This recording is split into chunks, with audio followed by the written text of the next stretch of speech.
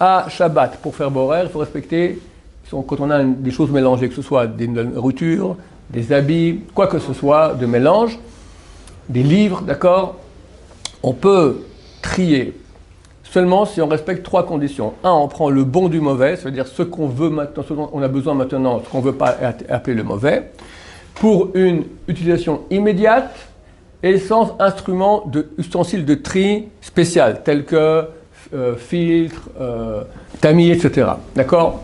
Fourchette, couteau, ce n'est pas du tout considéré comme des ustensiles de tri, c'est considéré comme nos propres mains. Donc, sans ustensiles de tri, le bon est pour utilisation immédiate. À Yom Tov, c'est différent.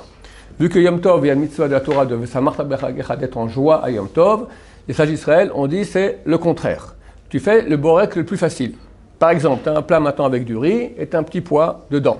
Tu n'aimes pas les petits pois. À Shabbat, tu n'as pas le droit de prendre, si tu prends le petit pois qui est mélangé au riz, tu le mets dehors, tu as fait un interdit de la Torah, comme allumer du feu.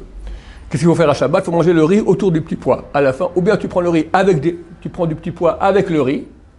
Ça t'a pas fait de tri. Il y a du riz et du riz et des petits pois. Donc prendre du riz sans petit pois, du riz avec petit pois, c'est du riz. D'accord? Donc ça va. Mais prendre le petit pois tout seul, c'est complètement interdit. Alors il faut manger le riz autour et laisser le petit pois. À Yom Tov, on ne va pas se fatiguer. Manger le riz autour du petit pois, c'est super casse-pied. D'accord? Alors tu prends le petit pois, sans problème, tu le mets de côté. C'est permis.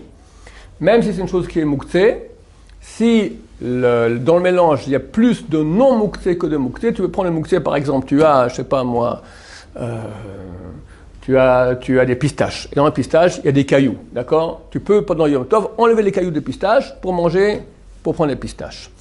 Il ne faut pas faire le contraire. Si on fait le contraire, c'est un problème parce qu'on a un réflexe de faire comme un Shabbat. Il y a les bougies qui sont allumées, la nappe blanche, etc. Donc tu fais attention. Non, là au contraire, Yom Tov, faire attention de ne pas faire comme un Shabbat. C'est interdit des rabbanan. Parce que tu vas faire de façon plus compliquée, on t'a dit non, fais la façon la plus simple. Baruch Adonai, Olam, Amen, Amen.